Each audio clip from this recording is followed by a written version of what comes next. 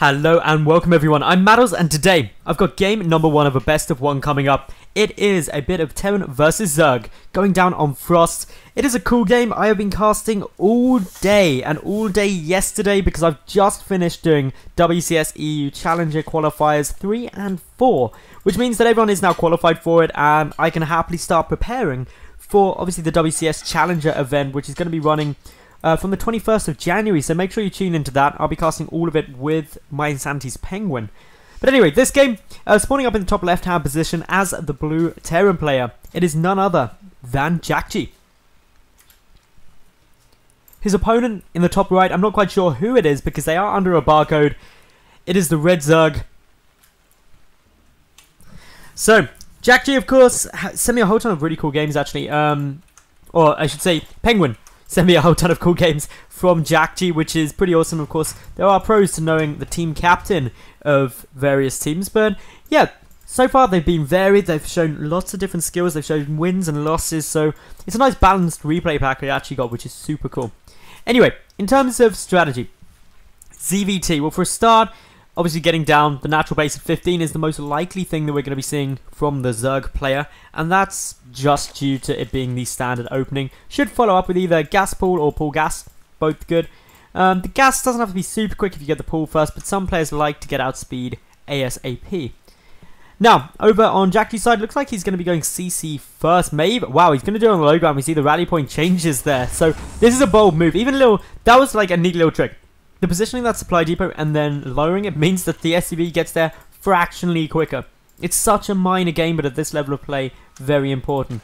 In terms of scouting information, neither player knows where the other is spawning. Just so happens that they're spawning in top left, top right, so are close by ground.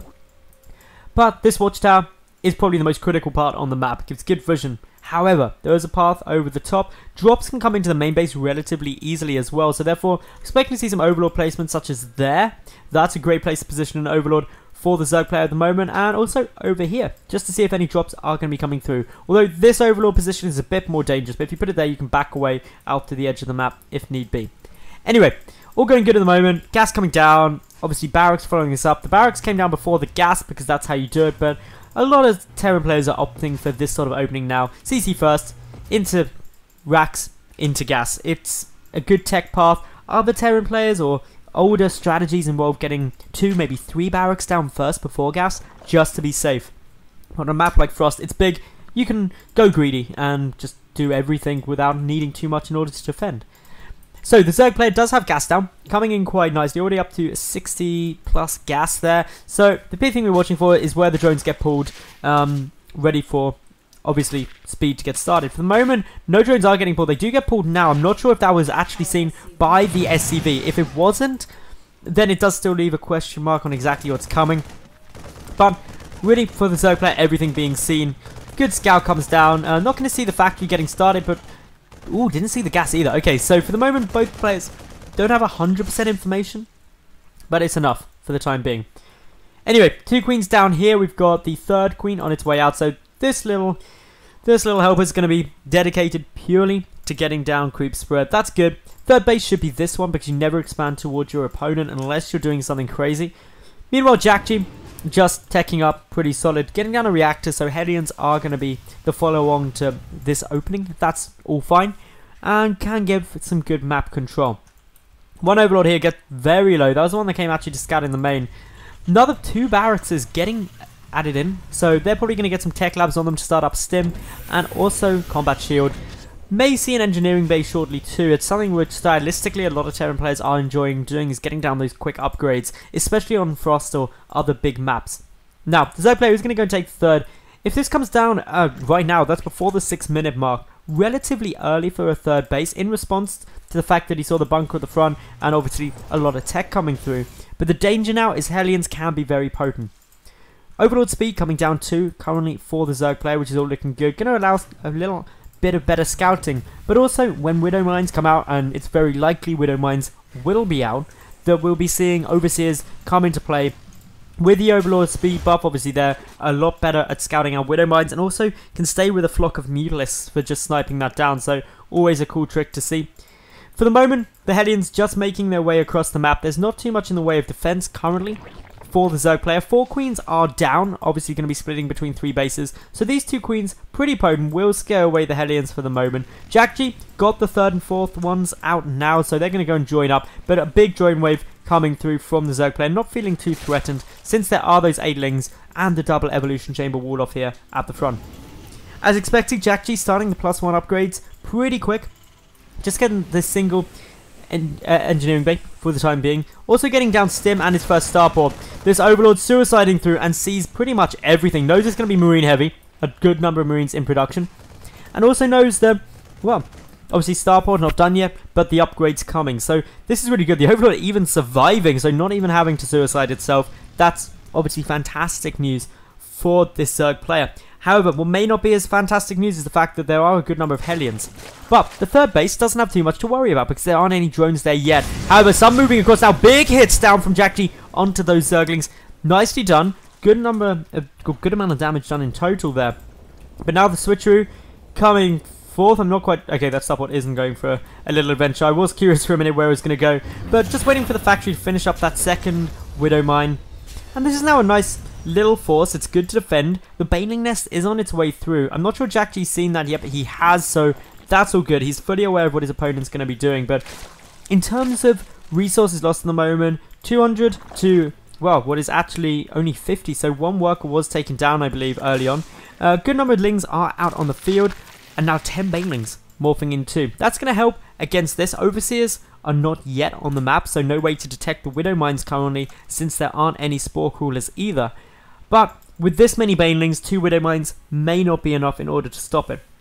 Jjakji likely now waiting for these first 2 medevacs, going for a nice little push. +1 will be done. Combat shield, not though.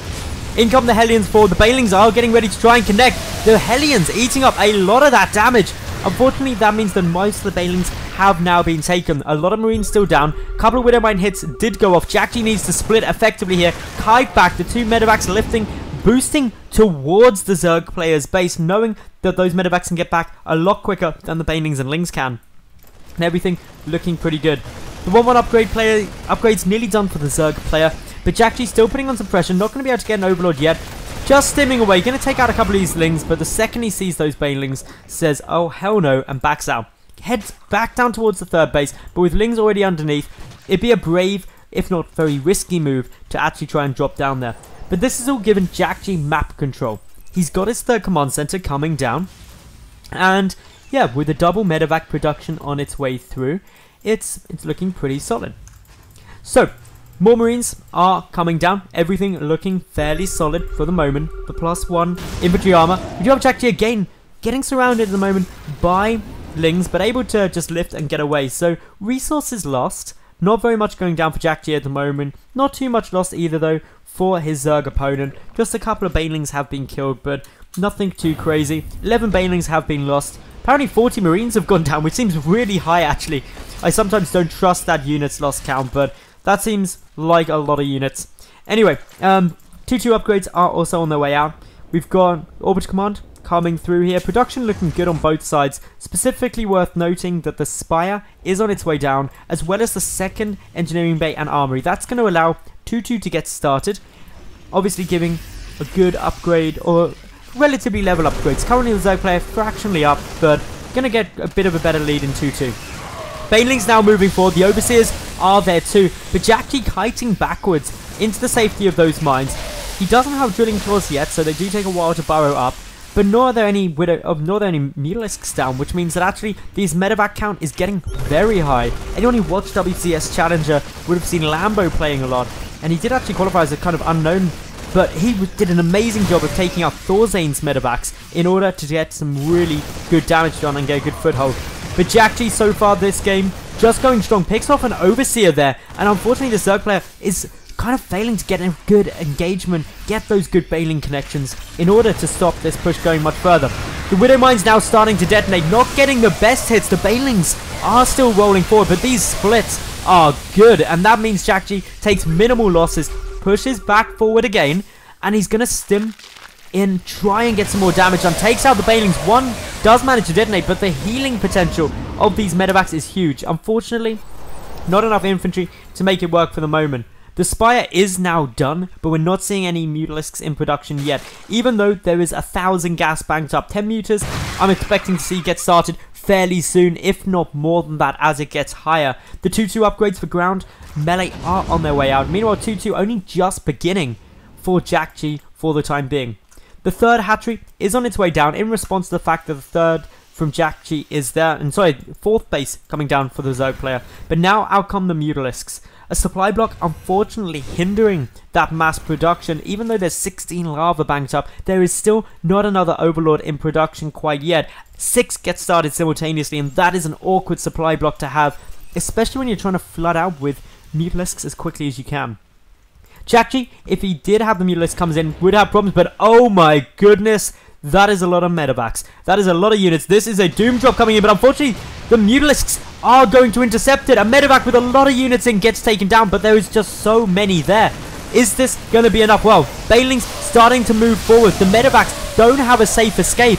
Has Jjakji overcommitted here? Well, for the moment, no, he hasn't, but Baneling's rolling in, will force a boost away.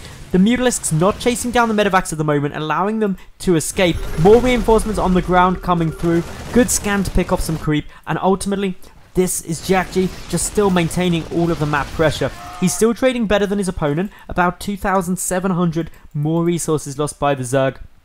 But a good amount of gas has been taken down. Unfortunately, the gas for really the Terran side hasn't been chipped away at. As we can see, 10 medevacs down on the field now, and that's where things look good. Unfortunately, a little link counter attack is going to pick up a couple of kills. Only 2 workers did actually go down, and that's not a huge amount, but it's still enough to be frustrating. More Mutalisks on their way out, as well as the infestation pit ready to go into Hive, but Jjakji ramping up into full macro mode. He has got a huge amount of production cycles hitting consistently. Doesn't actually need to produce many more medevacs. He's already up at 12, so got a good number he can afford to lose.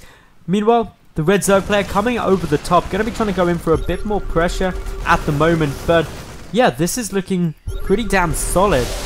As we see Banelings get some good connections though, that's going to be very frustrating. Jjakji forced to retreat as a big counter push coming through. Banelings plowing straight up into the main base, keeping an eye out for that Widow Mine that they saw burrow. But SCV count now plummeting. There's a drop coming down, or just a single Marine actually attacking the 4th base of the Zerg player currently. But Jjakji took a bit more losses there. Stopped mining for a considerable amount of time. But the bigger concern is the follow-up push. There's still more Lings there. The Mutalisk count is at 14. They're currently just chilling around at the 3rd, making sure no pressure comes in. But Jjakji down in supply at the moment, however up in army supply, 102 to 74. The Marine's going to be able to do some good damage. They do have 2-2 now with 3-3 on its way. That's going to give Jjakji an upgrade lead, but this engagement now is getting really, really intense. The Marines though dealing good damage, however Banelings coming from what seems like every angle, crashing through, splits from Jjakji helping, but the Mutalisks able to deal some pretty good damage. The Marine count may be a lot lower, but with boost activated, the step micro, as I stutter through that, is very effective. The Hive coming down as well now, so we are going to be seeing Hive tech. However, these upgrades for Jjakji going to get a long way ahead. They're already a minute in game ahead. They're going to be way more than that. They're going to be about a minute and a half to up to 2 minutes probably, assuming that these 3-3 upgrades are started by the Zerg ASAP. But still, pressure coming in from Jjakji. He's dropping into the main. The Mutalisk's able to clean that up, but there's losses coming from these Mutalisks already because the damage of these Marines at 2-2, when only +1 flyer attacks down, is pretty solid. They don't take too much either. 2 Banelings are continuing on the pressure, but the bunker's going to be able to save that. Don't believe there was any more worker kills there, so great reactions from the My Insanity Terran at the moment. However, 3-3 upgrades, 100 seconds ahead already. This is getting pretty huge. It's getting close to 2 minutes ahead, and considering the gas for the Zerg is pretty low, I don't see 3-3 or at least 3-3 getting started anytime soon. +3 attack is on its way, and that's kind of essential to allow the Banelings to keep one hitting. But yeah, this is pretty cool. So in now come Mutalisks just poking, trying to see if they can get any good damage down. But Jjakji on 4 bases with a huge medevac count still is looking strong. The 3-3 upgrades have now begun for the Zerg, but 3-3 nearly finished for Jjakji. He's looking promising. He's just got to keep holding off this pressure for a bit longer. The reason 3-3 is so important is because that's when the Marines DPS against Mutalisks with no armor upgrades becomes hideously effective with Stim, and that's really when the Muta harass and Muta head-on engagements can't really work. However, Ultralisk Cavern on its way down, so we're going to be seeing some Ultras. Interestingly though, we don't see any fungal growths because no pathogen glands and no infestors down. And usually you see Ultras combined with fungal growths just to lock down the inventory. The advantage of the Ultralisks though is that if they lead the charge, Widow Mines get taken out.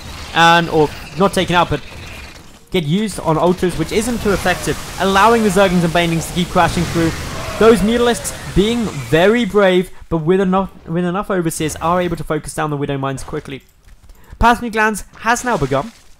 Glad to see that, for all the reasons that I just previously made a point of saying, but to be honest, Jjakji, he's still looking solid, but this Zerg player is also looking pretty formidable. Keeping up pressure, a very close game for the moment. The resources lost, still favouring Jjakji, but that's to be expected.